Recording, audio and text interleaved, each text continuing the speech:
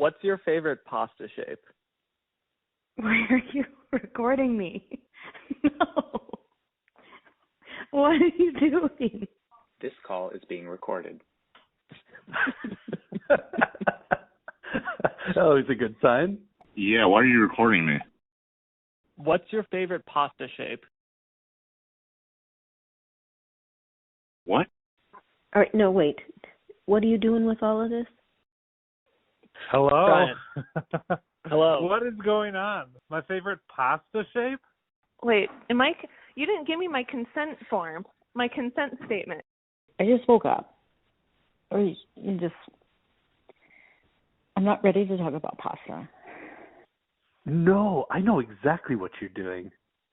This is some deep fake shit, isn't it? You're recording our voices to make like AI versions of us saying things in a video? Are you like making a rap album and you're recording people to use in your tracks? It's pretty close to that. But not exactly.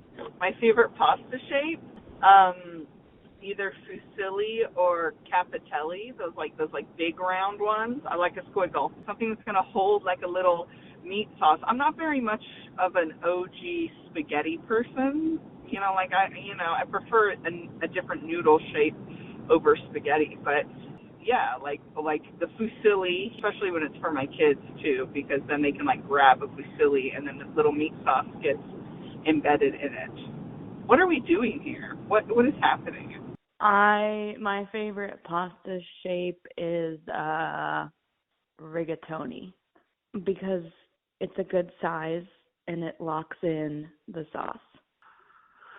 Probably a straight up rigatoni. It goes good with a meaty sausage sauce. Ridges collect the sauce nicely.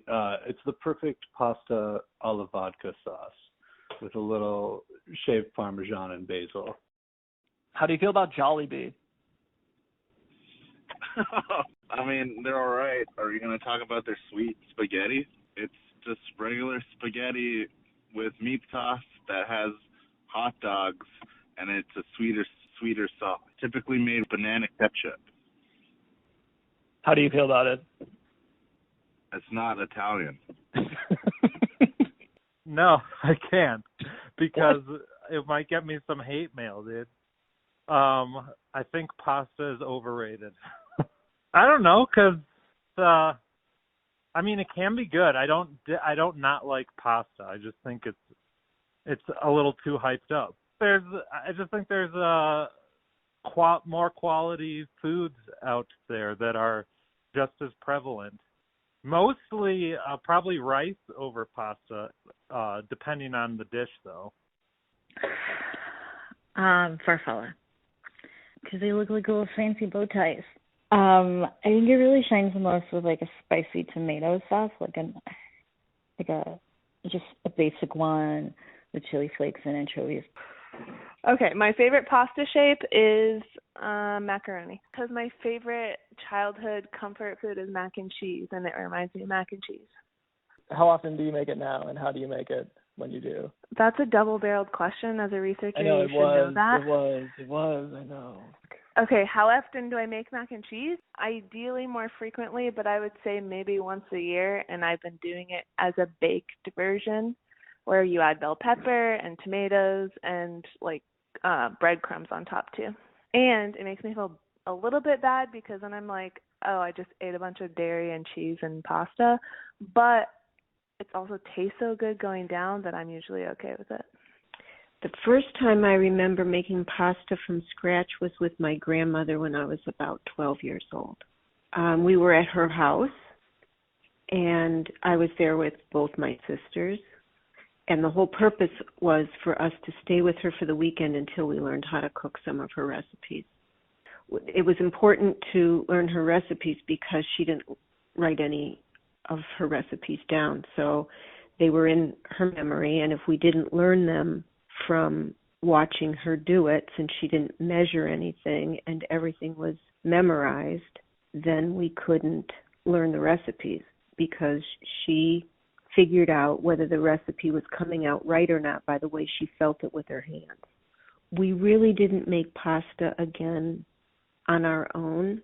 We didn't have the equipment at our house, so we relied on having to do that at her house. And they weren't easy to find in the stores. So she probably brought hers with her from Italy, and it was really old.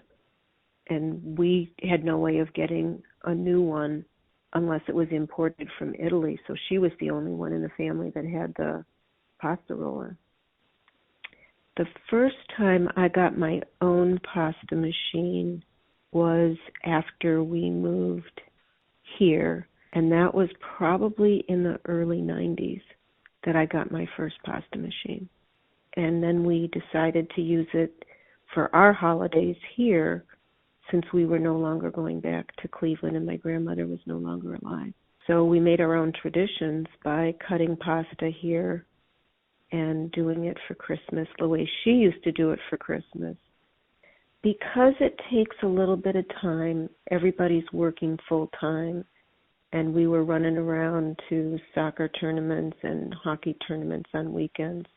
It really was a holiday thing because it was special and we had the time to do it. And it was making memories for you kids. The same memories that we had when we were kids. It's like a Christmas Eve thing for us to make pasta together because we really only do it when we're all together once a year now that you guys are grown up.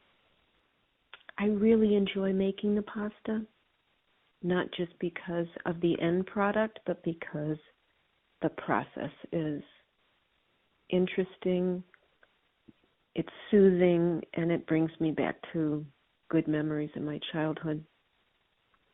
And I like being able to share it with the rest of you and the rest of the family.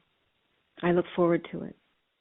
So it's part of my childhood that I am glad that you all have the same kind of opportunity to have those same kind of memories.